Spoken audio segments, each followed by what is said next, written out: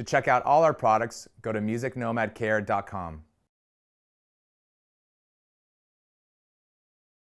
Hey, it's Rand with Music Nomad. This video is designed to show you how to set up your guitar using Music Nomad's Keep It Simple setup method.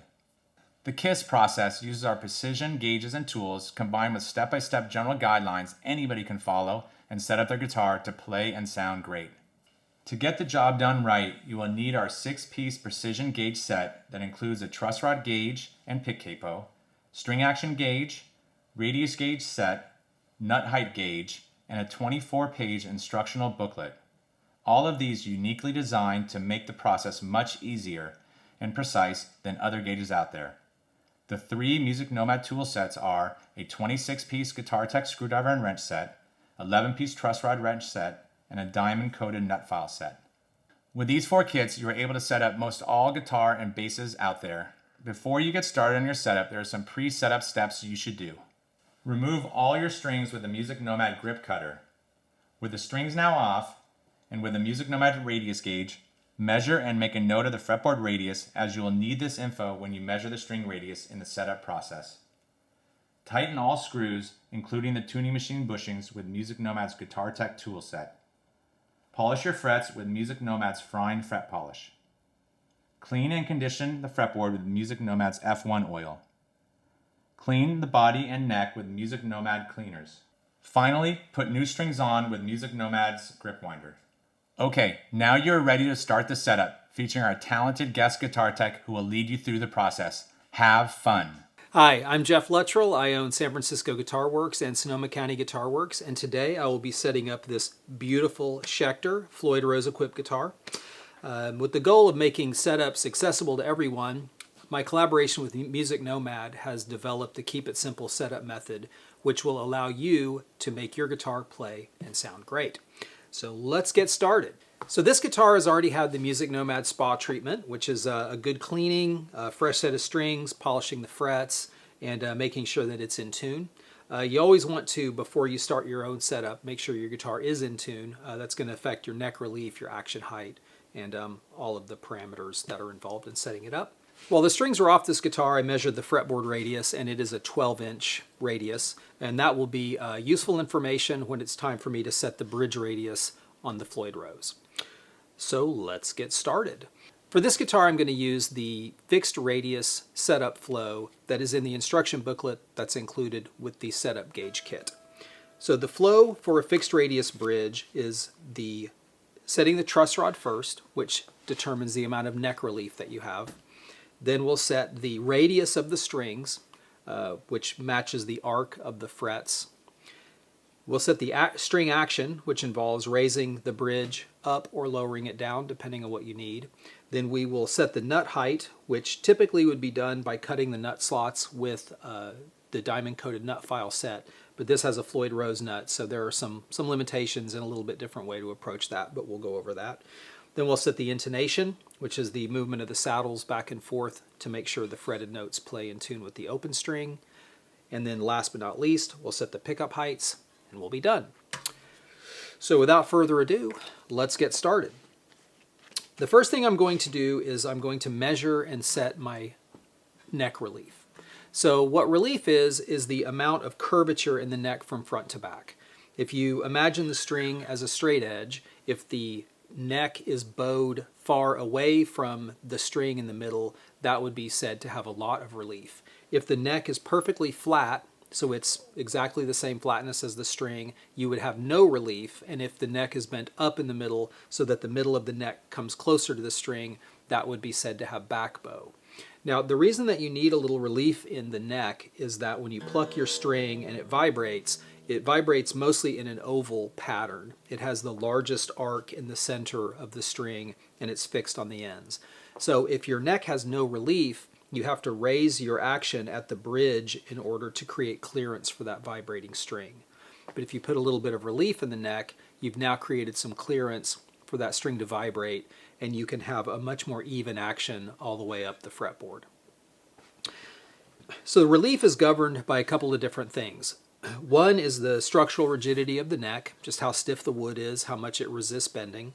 Another factor is the string tension. So the strings are pulling on the neck with a couple of 100 pounds of pressure, and so that's wanting to pull the neck up into a bow. And then you have the truss rod inside the neck, which is a metal rod that has an anchor at one end and a threaded nut at the other end. Now, and that counteracts the string tension. So when you tighten your truss rod, it shortens the rod, it pulls the neck back and straightens it against the pull of the strings. As you loosen your rod, turning the nut counterclockwise, it relaxes the neck and allows the strings to pull it up into more of a bow. So the first thing that we'll do is we'll measure the relief that we have in this neck. So I'm going to go ahead and make sure that this guitar is in tune. And it is flat. Everything is flat, or most things are flat. And it looks like my micro tuners are, my low E is bottomed all the way out on the Floyd Rose. So these little knobs here enable you to change the pitch of the strings when the nut is locked. So this is a double locking tremolo system. It means that the strings are locked at the bridge and they're locked at the nut. So if you didn't have these fine tuners, there would be no way to tune the guitar because the tuners are behind the locked nut. So these micro tuners are your way to tune the guitar after the tremolo system is locked. But if you have them all the way tight or all the way loose, then you can't go any farther, and that's what's happening here. My low E is all the way tight and my E is still flat. So what I need to do is loosen my nut locks, and then I'm going to not only tune the strings with the headstock tuners, but I'm going to put all of the micro tuners in their midpoint on the bridge. So I'm going to unlock the nut locks with a 3mm Allen wrench, which is available in your MusicNomad Guitar Tech's toolkit.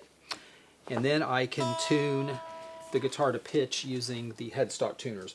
Before I do that, I'm going to back out this micro tuner to about its midpoint and just make sure they're all kind of in the middle of their adjustment, pretty even across the top there. That looks pretty good. So now Floyd's are a little tricky to get tuned initially if you have them floating because they can move backwards or forwards. So as you loosen the strings, the tremolo goes back, and as you tighten the strings, it starts coming up, which makes all the other strings flatter. So you can do one of two things. You can either go back and forth between the strings until you just get it all balanced out. So you would tune your E, then your A, then tune the E again, A again, then go to your D, then back to your E, A, D, G,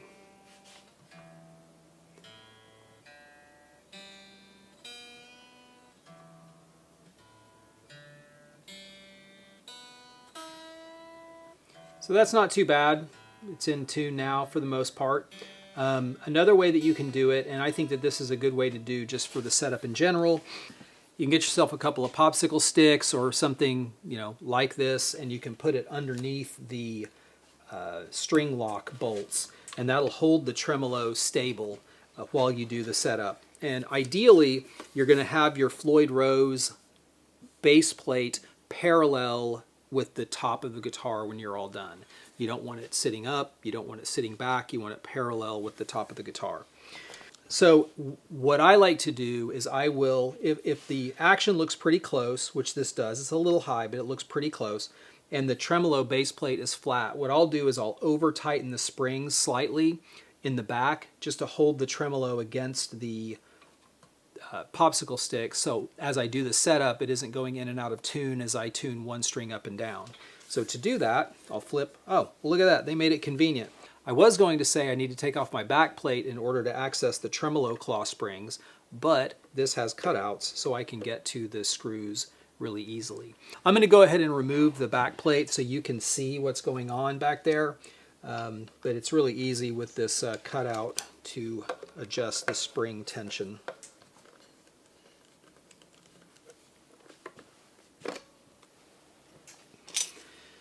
All right, so what you have in the back here is similar to a Strat or any other tremolo equipped guitar. You have, this is the tremolo block. This is attached to the tremolo base plate. And then you have your springs and your tremolo claw, which is then screwed into the body with these two claw screws. So what happens here is if your tremolo is sitting up too high off the body, you need more spring tension to pull the back of it back down. In order to do that, you tighten these tremolo claw screws to increase spring tension and pull the tremolo back down. So in order for me to have the tremolo kind of capturing these popsicle sticks, I want to add a little bit of spring tension to just keep that tremolo held down. So I'll use my same screwdriver and I'll come in here and I'm just going to give them maybe just a couple of turns. I don't need to go crazy on the tension, but I do want it to be just tight enough that the popsicle sticks aren't going to fall out any time during the setup.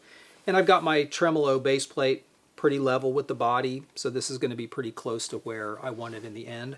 And at the end, I'll show you how to readjust your tremolo easily to maintain these settings. So to adjust our truss rod, I'm going to need to measure my relief, and I'm going to need to pull my truss rod cover in order to access the truss rod nut.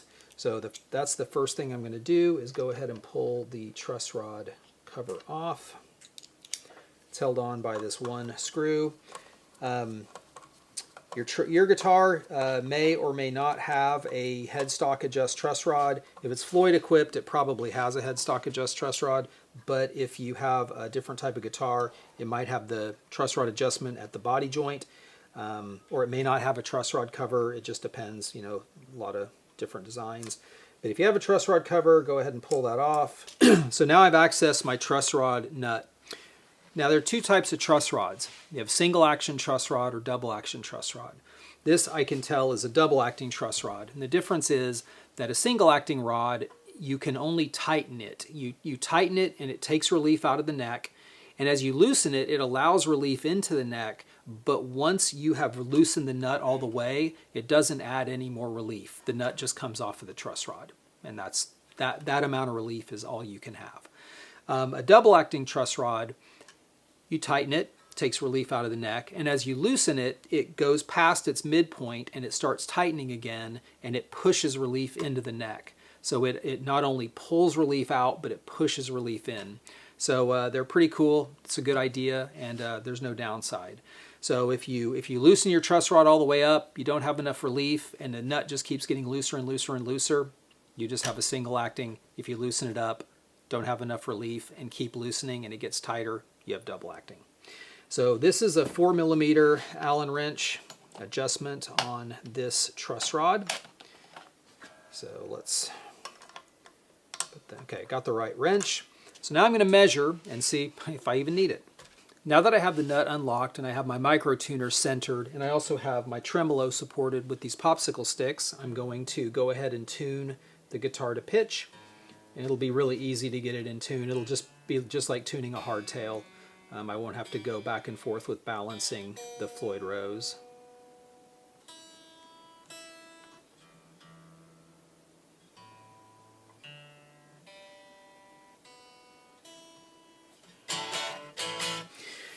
Okay, in tune. So now to measure my neck relief, I'll put in my pick capo over my low E, under my A, and over my D. That's going to hold the low E string down against the first fret, so I don't have to grow a third arm. Then I will fret between the 12th and 13th fret, creating a straight edge with the string between the first fret and the 12th fret. Then using my truss rod gauge, which is a really cool little gauge, it has the 3 sizes that you'll need for electric guitar, acoustic guitar and bass, and classical guitar, 6/1000, 7-inch, 8/1000, and 10/1000. It also has, that's all notated on the feeler gauges themselves, and then on the handle it has a cool little legend to show you how to interpret the measurements you're getting. If you use the feeler gauge between the string and the fret and you have no touch, there's a space between the string and the fret and the gauge, you would tighten your truss rod by turning the nut clockwise as shown on the handle. If you have just a light touch where it just barely scrapes the string and the fret, you have a little happy face because you're good to go with a proper neck adjustment. And if you have a high touch where you put the gauge through between the string and the fret and it's moving the string a lot or a lot of drag, you would know to turn your truss rod nut counterclockwise. And those directions mean as you're looking at the nut from the side that you would put the wrench into the Allen or over the actual hex nut. So it's not from this side clockwise or counterclockwise, it's from the actual side that you look at the truss rod nut. So back into the playing position here, I'm going to pull out my 6/1000 of an inch gauge. I'm going to fret between the 12th and 13th fret. Okay, so to measure this, I'll take my 6/10 gauge and I'll put it between the string and the fret. And I have a pretty hard touch. I can hear it really dragging, and I can see it moving the string at the adjacent fret. So I'm going to need to back off this truss rod a little bit. So I'm going to take my Allen wrench and I'm going to put it into my to the truss rod nut. Now with this, the strings are in the way. So what I'm going to do is I'm going to go ahead and I'm going to take off my nut locks all the way.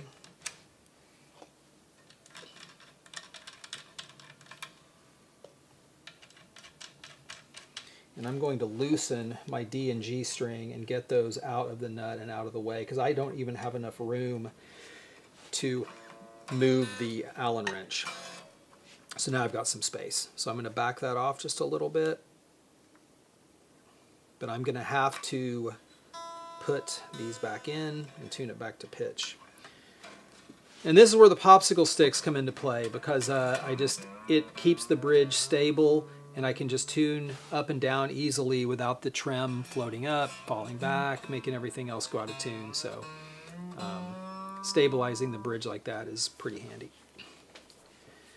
All right, so back with my pick capo.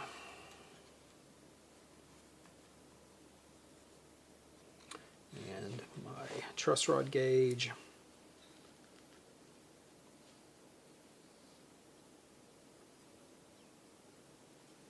And that is right on the money. I can hear just a very slight drag as it goes through, and so I'm going to leave it there. Now you're probably wondering why 6/1000 of an inch, and that would be a good thing to be wondering. We have done literally thousands of setups on all kinds of different guitars, and we have a Plec machine that can verify what we already knew, but we know that most guitars, electric guitars, to play cleanly and evenly up the neck respond really well with about 6/1000 of an inch of relief. So that is a really good starting point. It's going to work 95% of the time. If you set your guitar up with 6/1000 of an inch, you have your action set and everything exactly how you like it, and it's a little buzzy down in the low registers, maybe bring it up to 7/1000, or if you want your action a lot lower than is typical, you might need to bring it back to 5/1000, but you only need to deviate just a little bit from that typically. So we've got our truss rod set correctly for 6/1000 of an inch relief. And now we're going to come down to the next stage in the process, which is setting our bridge radius. That's making the string arc at the bridge be exactly the same as the arc of the frets. So the frets have an arc, which is called the radius, and we're going to make the strings at the bridge have the same radius. In order to do that, I'm going to grab my measuring tool first, which is my MusicNomad radius gauge. And these are really great gauges. They're black, high contrast with white lettering. They have a little reminder on that your string radius should match your fretboard radius. Tells you where to measure and when to measure. So that's good reminders. I know that my fretboard radius is a 12, and so I'm going to look at my bridge and see where I am on that. And I am not at a 12. So I'm going to put, as it says on the radius gauge, it says measure 1/4 inch in front of the saddle. So I'm going to come just about 1/4 inch in front of the saddles. And I'm going to look at my gauge, and I can see that my bridge radius is not a 12. So there are a few ways that you can look at the gauge to get the most accurate reading. And be patient with yourself if you don't see it immediately. Most of us in our daily lives are not looking for little tiny gaps of 1/1000 of an inch, so just be patient and you'll get it. The first thing you can do is set the gauge on the strings very lightly, and I'm not putting any pressure on it, I'm just setting it right on the strings. You can just look and see, are the strings touching the gauge? And I can see that only the E and the E are touching the gauge. None of the other strings are touching. The G is very close, but I can see none of them are touching. Another way you can do it is set it on there very lightly and pluck each string. And you can hear what's touching and what's not. So there's a heavy touch on the low E, the A, barely, D, tiny bit, G's not touching, B's not, and the high E is. So that's another way, is by listening. And lastly, you can bounce the gauge up and down very gently, and you can see what strings are moving and what strings are not. So you just set it on super light, and then put your finger on top, and then just ever so gently bounce the gauge up and down. And I can very easily see that it's only the E's that are moving. On a non-Floyd Rose fixed radius bridge, like a Tune-o-matic, you would use nut files to file the saddles to make the arc of the bridge correct. So the string arc is the same as the fretboard. On a Floyd Rose, you cannot do that because you can't file these saddles. So what you have to do is use shims under the low saddles to bring them up to the height of the highest ones. So on a Tune-o-matic, you file the high strings down, but on a Floyd, you lift the low strings up to the gauge. So I'm going to have a quick look here and determine what shims I think I'm going to need for this. I'm going to need to shim all four of those middle saddles and probably a couple of shims on each one. So I'll grab some shims and I'll show you how to do that. So the shims that I need are these little rectangular shims with a hole in them. They're stainless steel, they're 4/1000 of an inch thick, and you can get these online from a variety of vendors. But in order to properly set up your Floyd Rose, you're probably going to need some shims. So let's have a look and see where we are. So first thing I'm going to do is I'm going to go with my A string and I'm going to shim it up. So you can try to cheat if you want, and you can grab a couple of shims and you can set your gauge on here and try to slide them under and get a measurement, but it's usually easier just to eyeball it. I think that's going to need 2 shims to bring it up. So the way that I do this is I will get my nut lock back on, and then I'm going to loosen my A string until it is pretty floppy, like so. Then I will tighten my nut lock back down. Pull the string up loose and then tighten your nut lock just to hold that string so that it stays loose. Then what I'll need to do is pull out this 2.5mm bolt so that I can put a shim between the saddle and the base plate. So I need a 2.5mm Allen wrench for that, which is right here. So I have to take the screw all the way out.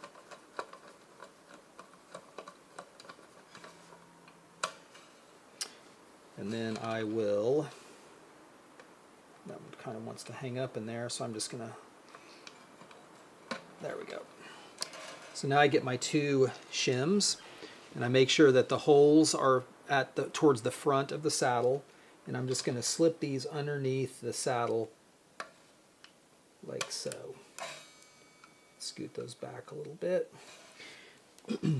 And you can use your Allen wrench to slide those back. You want to remember there's 3 adjustment holes in the Floyd Rose base plate so that you can slide your screws back and forth for proper intonation. This one happened to be in the middle hole, so I'm going to go ahead and make sure that my screw goes through the holes in the shims and then into the base plate. And I'm just going to approximate my intonation, get it back to about where it was. Snug that down. Loosen my nut lock. So I'm back to pitch on my A string, and now I can remeasure my radius.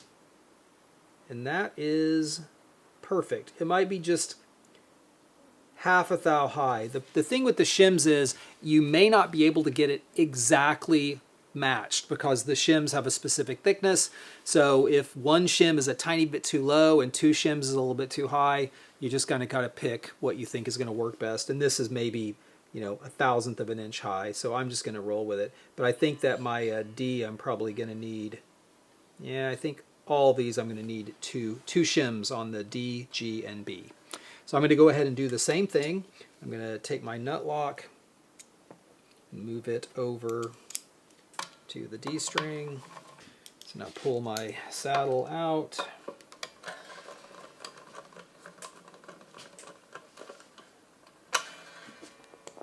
Grab a couple of shims.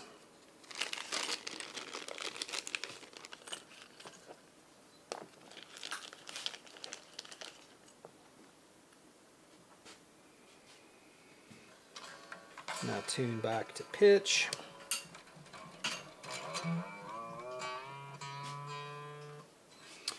And remeasure. That looks good. That looks good. So now same thing on the G and the B. So I'm going to do the same thing here. I'm going to remove this saddle screw.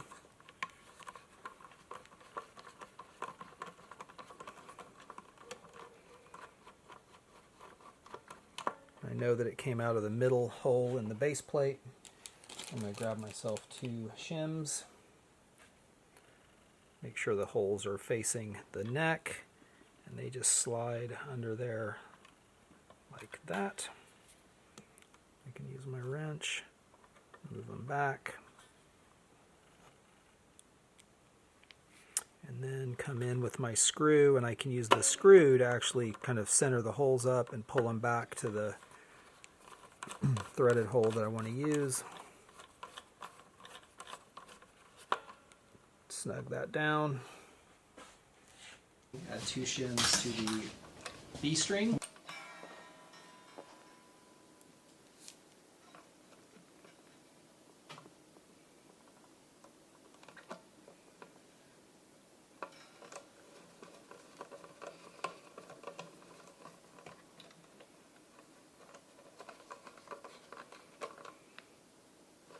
I don't know if the intonation is correct on this, but I'm trying to just get the saddles back, close to where they were, because maybe I'll get lucky and they'll all be right on the money. But judging by the radius, I'm not holding out too much hope.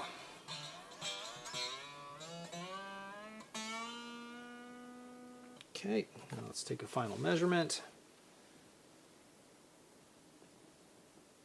Yeah, that looks good.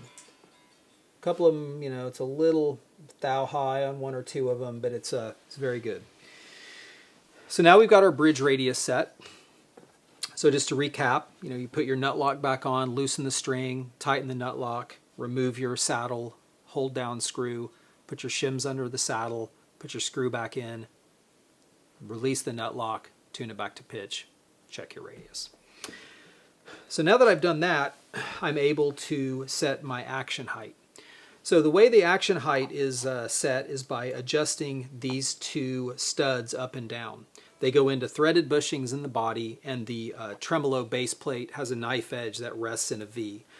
To raise and lower the tremolo, I'm going to slack the strings off a bit just to reduce tension on the pivot points, and by turning the screws clockwise, I will lower the action, and by turning the screws counterclockwise, I will raise the action. And in order to do that, you will need a 3mm Allen wrench to fit these studs. Now, to measure our action height, I'm going to need my MusicNomad string action gauge. Now, this is a really cool gauge, and it's really critical for all your setup work. You need this to measure your pickup heights, to measure your action height. This is a really nice black with high contrast white lettering and marking. I find it a lot easier to use than some other color combos out there. It has a ledger of suggested action heights for electric guitar, acoustic guitar, and bass, and it comes in, it's both SAE and metric. And it also has measurements in 64ths. A lot of acoustic players know their measurements in 64ths, so that's pretty handy. So the way that this gauge works is it has along the bottom edge of the gauge, one side is, like I said, is SAE, the other side is metric. I'm going to use SAE. On one side, it has measurements from 20 thousandths up to 140 thousandths of an inch. So that's the 0.02 to 0.14. Now below those numbers, there's a little line. And so that line is the same distance from the edge of the gauge as the number designates. So the way that you use this gauge is you'll put your pick capo back in on your low E string. Then put the guitar in the playing position. and then take the gauge with the scale that you're going to use, SAE or metric, put it behind the low E string at the 12th fret. And then what you're looking for is what line does the bottom of the string match up with. So on this one, I can see that the string is sitting right on top of the 0.09 line. So that's 90 thousandths of an inch action height at the 12th fret on the low E string. If it was covering the 90 line, that would be 85 thousandths of an inch. So if it covers the line, you deduct 5 thousandths from the number. But right here, I have a very clear 9 line sticking out from under the string. Now to measure my high E, I'm just going to fret at the first fret with my finger, and I'm going to put it behind the high E string, and I'm going to look between the strings and the fretboard. And I am seeing it covering the 80 line, but it's not quite on the 70, so I'm going to go 75 thousandths on the high E string. Now, this guitar will be played with some gain and, for metal. I mean, look at it. That's what it's for. So we're going to set this at a low action. Our typical action that's most common for electric guitar is 60 thousandths on the bass side and 50 thousandths on the treble. That works really, really well for most players, whether it's blues, jazz, rock, whatever you're doing. 60-50 is a really great starting point. So that's what we're going to do on this guitar. So I'm going to need to turn these screws in to bring that bridge down and lower the action. So the first thing I'm going to do is I'm going to loosen my strings a bit. I don't want to loosen them so much that the tremolo falls off of the studs, but I do want to loosen them enough just to take some of that tension off of the knife edges.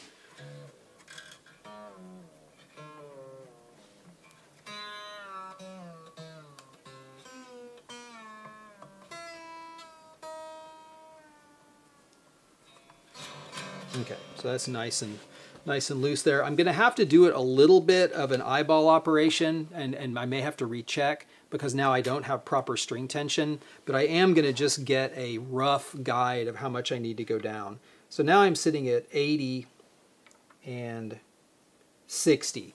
So I needed to come down 30 and 20, so I need to come down to 50 and 40 basically. So I'm going to turn these in. Until I'm down to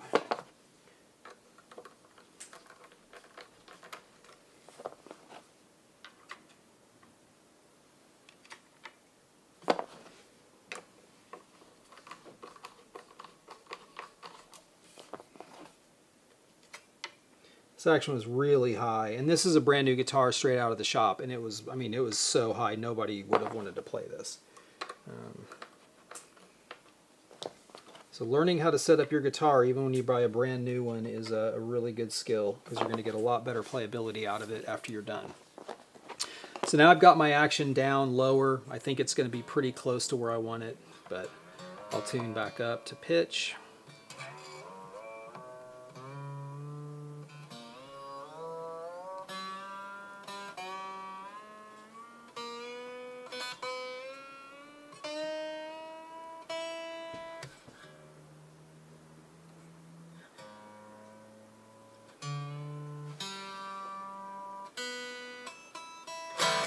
All right, so back in the playing position and remeasure, and no, I'm still at about 70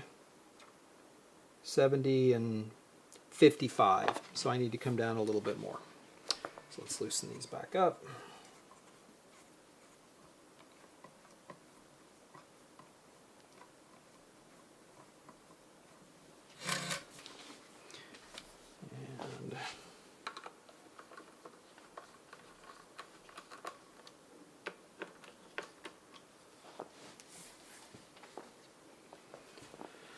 Maybe I got lucky.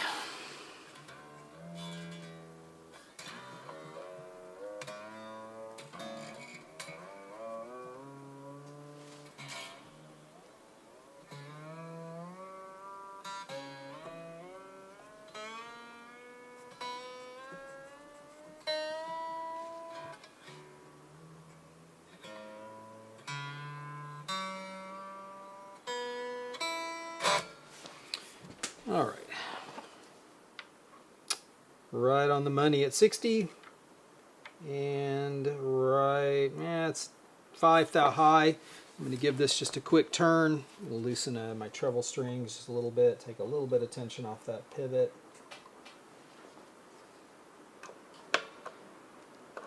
But that's about all I need to do there.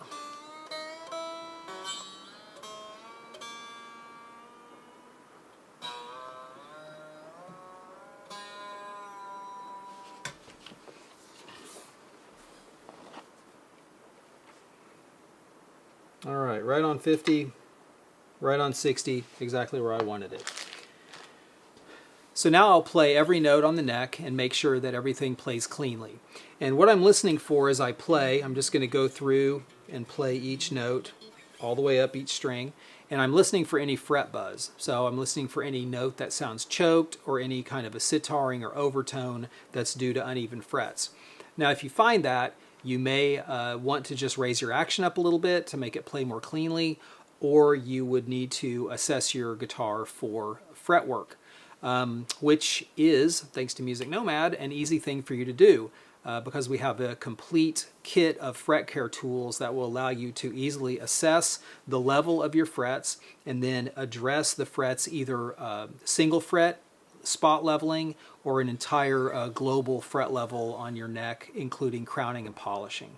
So it's a really easy to use kit, just like the Keep It Simple setup method. We've made it so that it's accessible for everyone. So if you do find that you have fret buzz at the action you want to play, be sure to check into that. So I'm just going to play every note.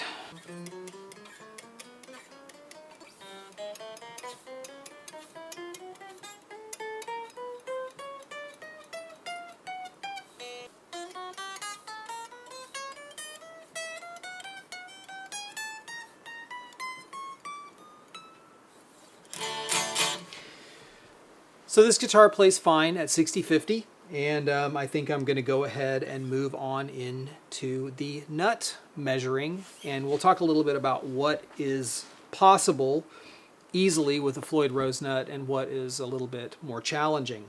So let's go ahead and measure our nut heights. So to do that, I'm going to use my Music Nomad nut height gauge. This is very similar to the Truss Rod gauge in that it is a feeler gauge set. You have 6 strings and you're going to have 3 different heights that you're going to go for on your nut heights. So this starts at 12 thousandths and goes up to 22. The 20, 18, and 16 are what you would typically use on an electric guitar. They're all marked for what strings you would use on what instrument. It also has on the handle, just like the Truss Rod gauge, it has a little legend about if you have no touch, if you put your gauge between the string and the first fret and there's no touch between the gauge and the string, that means that you would file the nut slot and bring it down. If you put it between the string and the fret and there is a touch, that means that your nut slot is low enough. It might be too low, but if it's not buzzing, you don't need to worry about it. So there's some little reminders on there for how to measure and then what to cut. So what I'm going to do is put it back in the playing position and get my 20 thou gauge. And I'm going to, without fretting, you're not doing anything like that, I'm going to put it between the string and the first fret. And there is definitely some room. Not a ton, but there's definitely some room there. So a Floyd Rose nut has a few constraints. Your radius is set by the fact that the nut is made of metal. It's not bone or graphite, so you can't file your each individual nut heights string by string.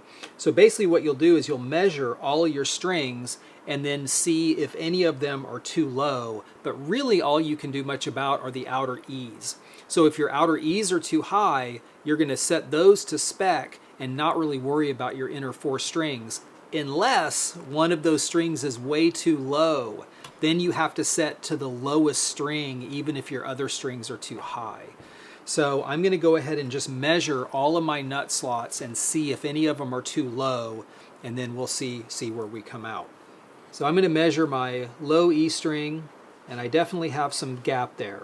Now I'm going to go ahead and scoot the gauge over and just catch my A string, and I've definitely got a little bit of a gap there.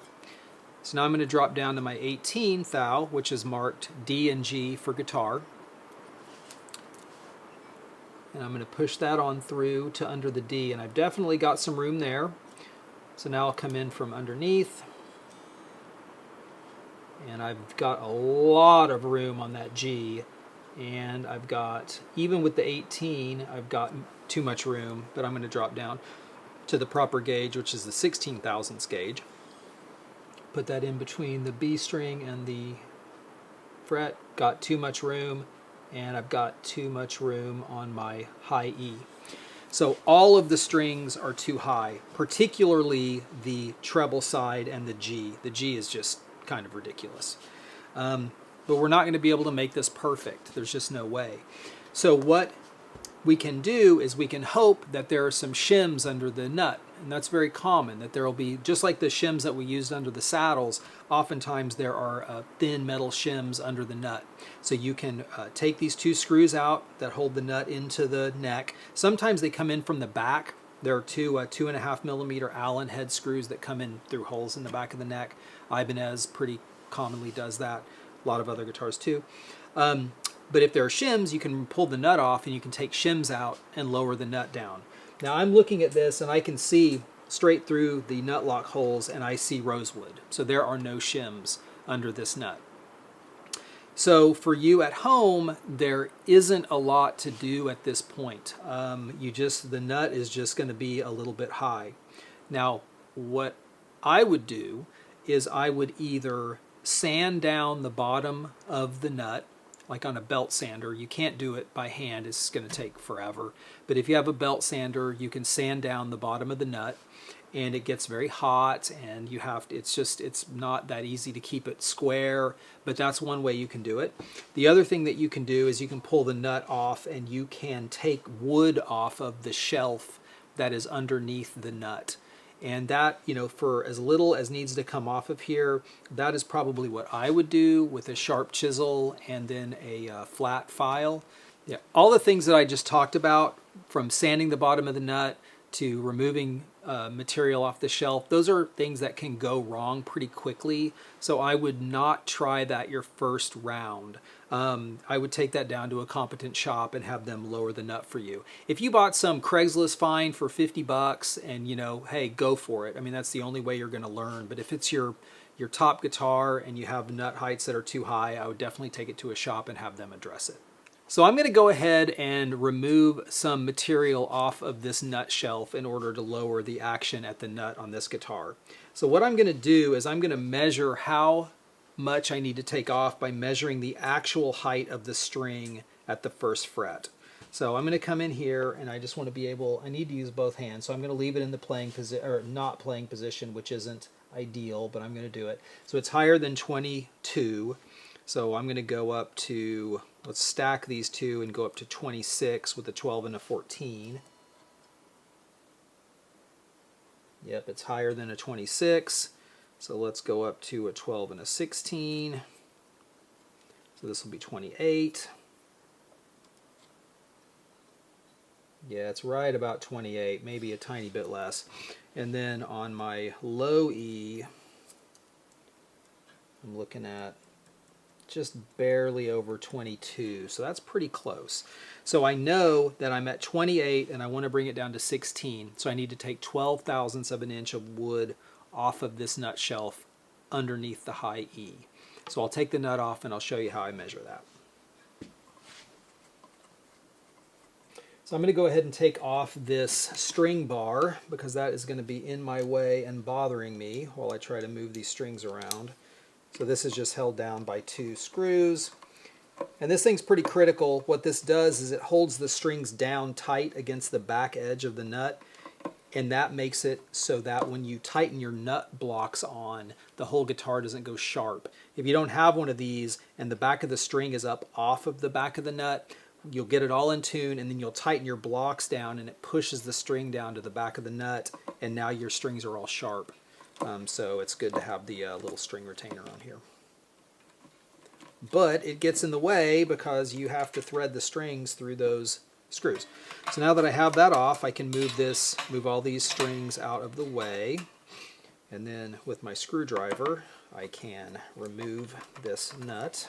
So now I have the nut taken off, and I'm going to measure with a caliper how much gap I have between the nut shelf and the top of the fretboard. So let me grab a caliper.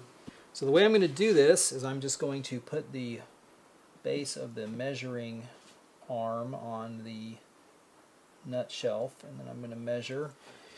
I have 148 thousandths of an inch, and I want to bring the nut down 12 thou. So what I want to do is add 12 thousandths of an inch to that dimension. So I'm going to get 160 thousandths of an inch depth is where I want to be.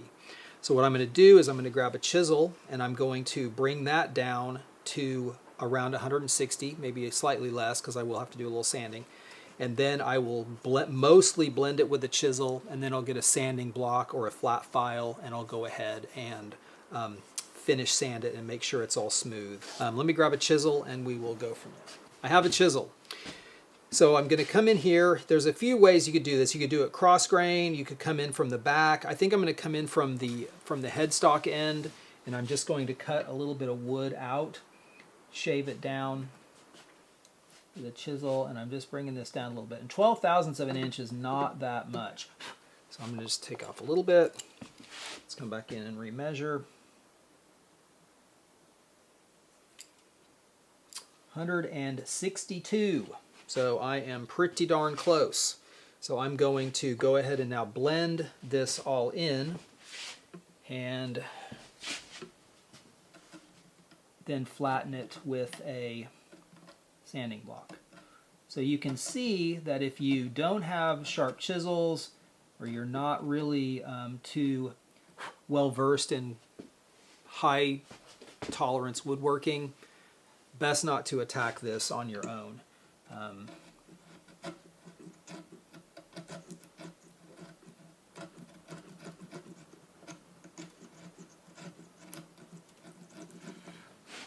You can also use a chisel like a scraper, scrape across like so. This is very, very thin wood here in the middle, so I'm going to be very careful of that. Now I'm going to use a flat nut seating file. Use a nut seating file to come in and finish taking this down.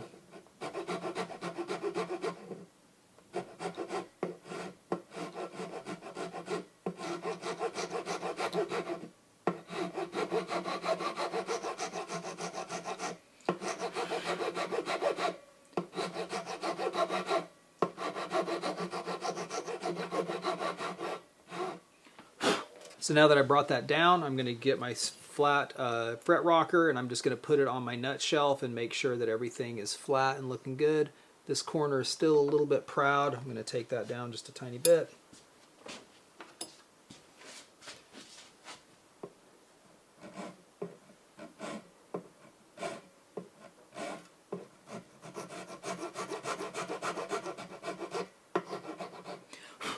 And I can see that by just looking at the reveal on the side of how much rosewood there is against the maple, and that looks nice now. Let's double check. Looks good. I think I'm going to take just a tiny bit more down on that base side. If you go on a wood removal like this, if you go a tiny bit too low, then you can always use metal shims to bring it back up. I always like to try to just nail it, but you know, if you do go a little low, then shimming it is completely appropriate.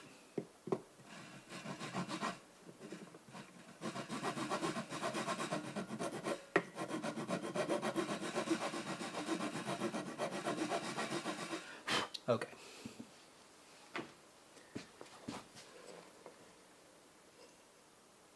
All right, I'm going to live with that.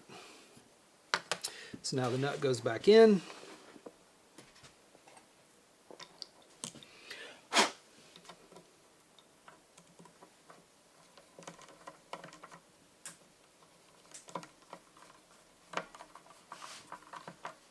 Okay, so getting these, get this thing strung back to pitch.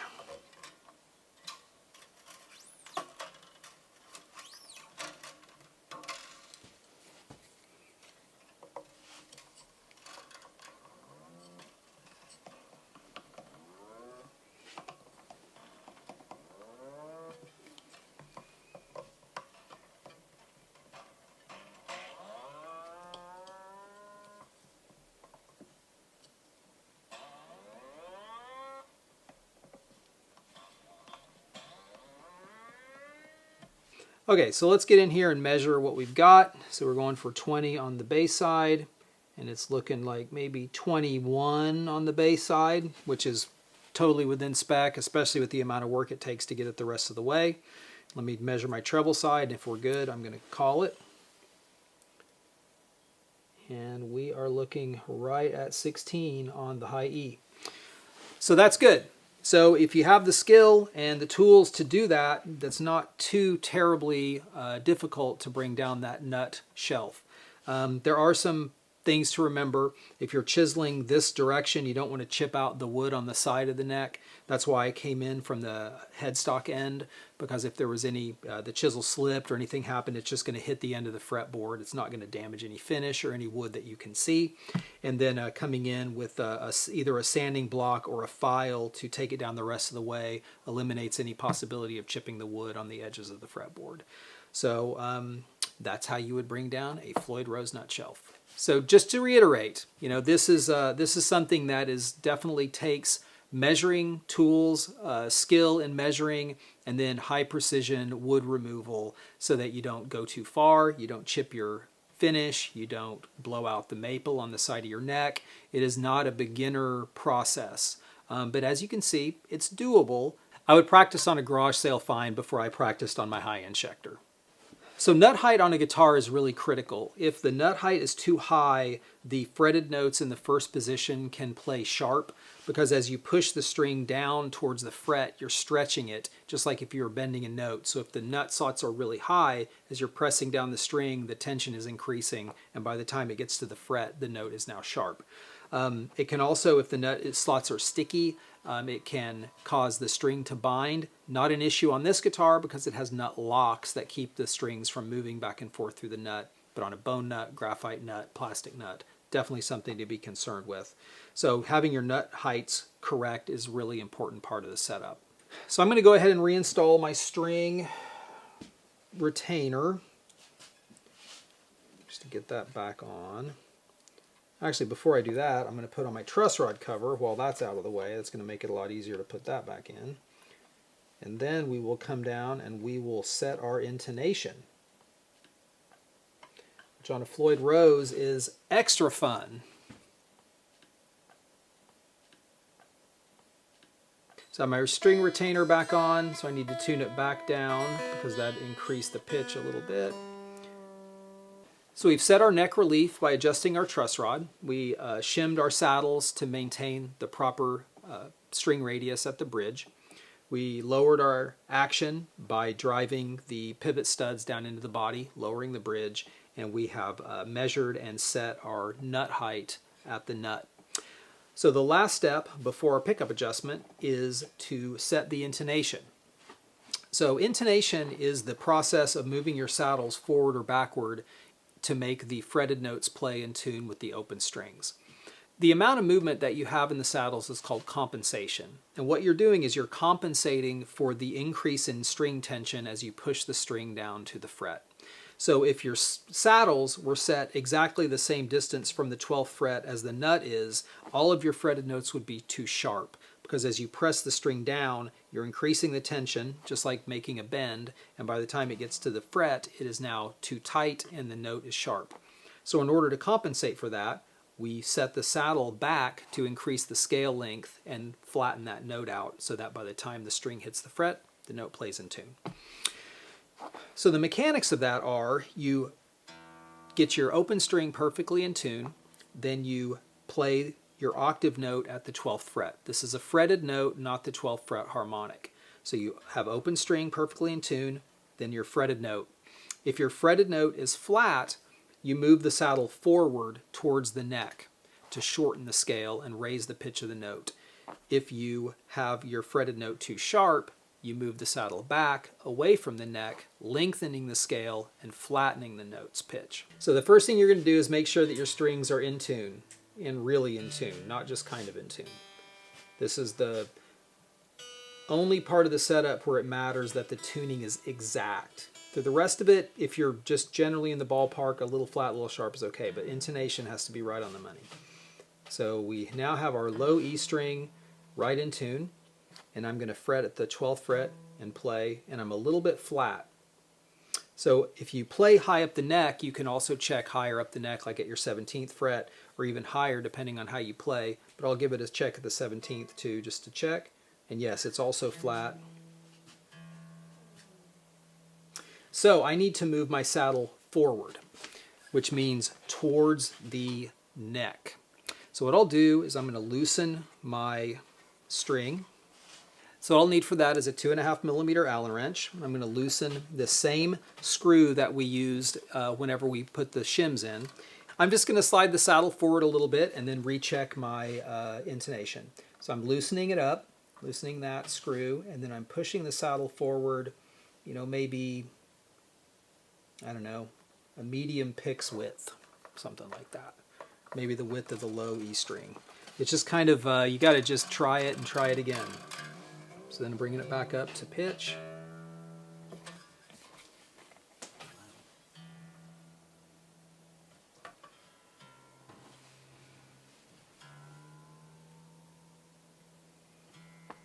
So there we go. That's right on the money. And that's right on the money. So I got lucky on that one. Sometimes it takes a couple of tries. But now I'll go over to the A.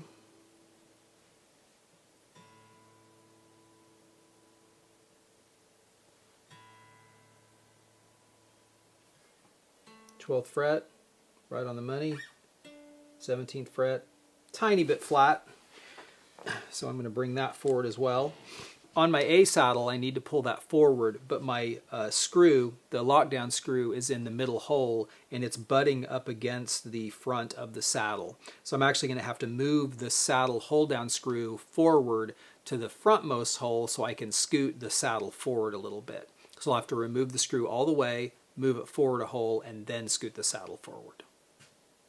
So now I move my screw forward and move my saddle forward. So let's check and see what I've got for my intonation. Okay, that's right on the money. That's a little flat actually.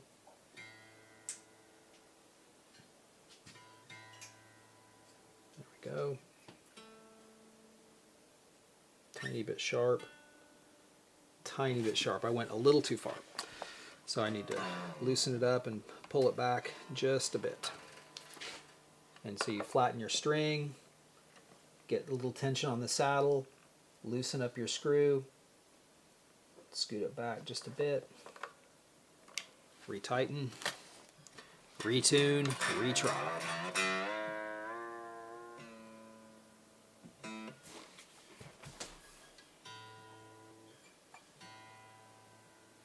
So there we go. Perfect. Perfect. All right, so on to our D string.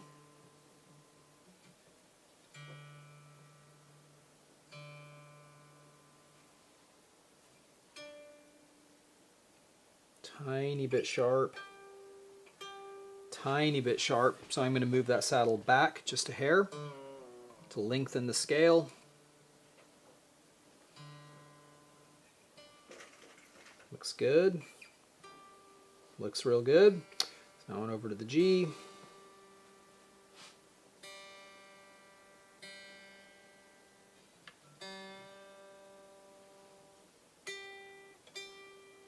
Perfect. Perfect. So B.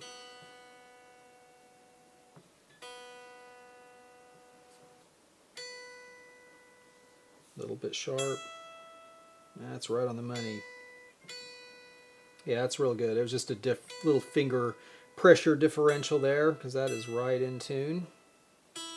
And our high E. A little bit flat. Tiny bit flat. I'm going to scoot that forward just a hair.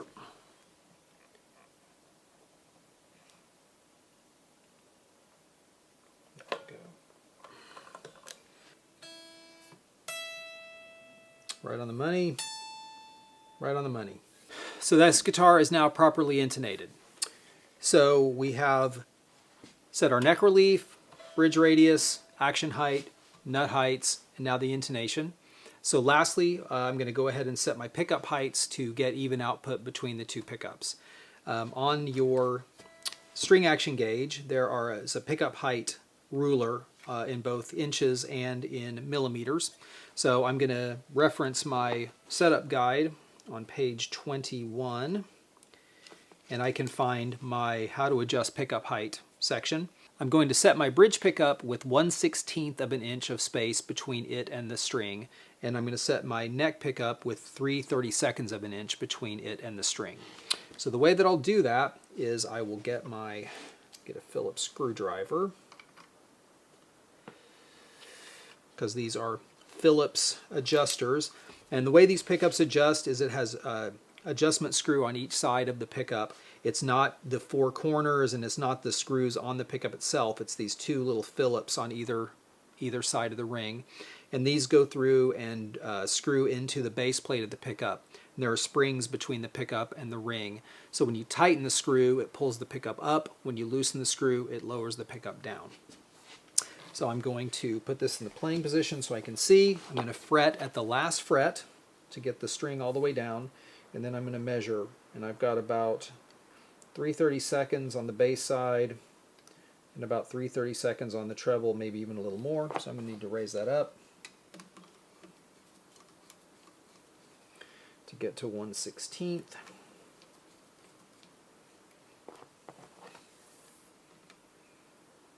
That's a little tight.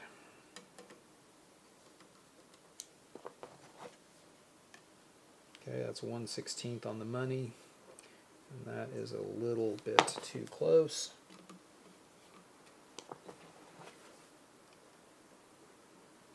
And that looks good at 1/16. Then I'm going to measure my neck pickup at 3/32. That is way too low.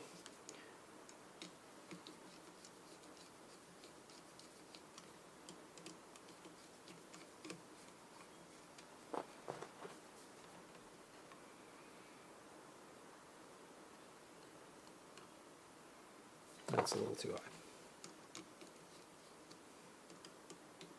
But I'll bet that's going to be just about right. Alright, 3/32 and 3/32. So now that I have the pickup height set by measurement, I'm going to plug into the amp to hear if the pickup outputs are even across the pickups. So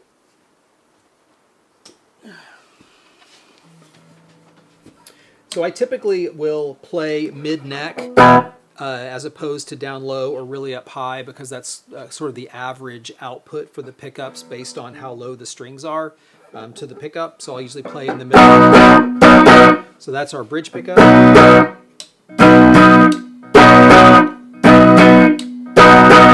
I think that the bridge pickup definitely is a little barkier sounding. The neck pickup sounds a little bit mellow, so I am going to raise it up just a bit.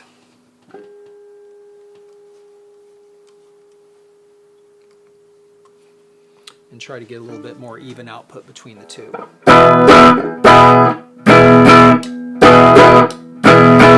Sounds much better.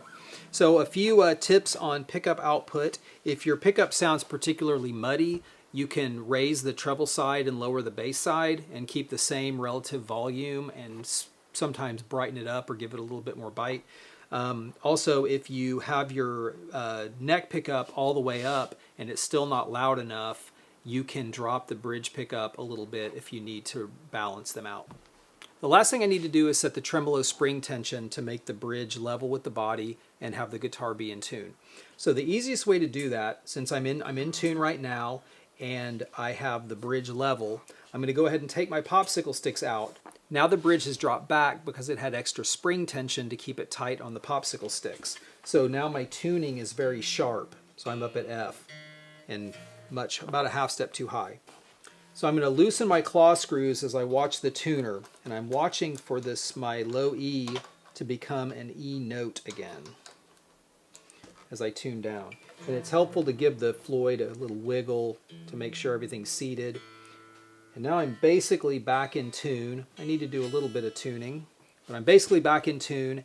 So I will retune the guitar exactly to pitch. My tremolo will be level, my action height will be correct, and everything. So using a block while you're doing your setup is really easy, even if when you take it out the tremolo falls a little bit. You just loosen the claw screws until the guitar is back in tune and you're right back where you were when you did all your setup work. So I'm just going to give this thing a quick Quick retune.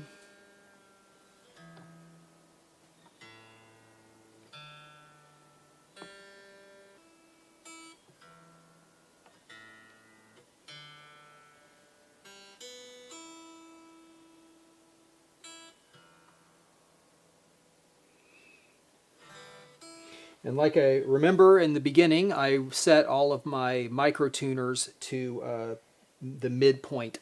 So I'm going to give it just one more little seating by moving the tremolo, get my tuning back to where it needs to be, and then I will put my nut locks back on and do any final tuning with the fine tuners. So find my 3mm Allen head. Get my nut locks.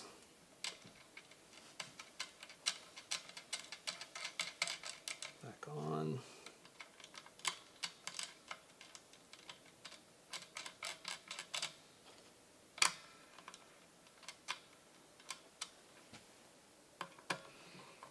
And whenever you tighten these down, you want them tight, but you don't have to go crazy. All it has to do is just keep the string from sliding through the nut. But you definitely want them to be, pretty snug. So now I can put my tremolo bar in and give it a little wiggle. It's still in pretty darn close to in tune.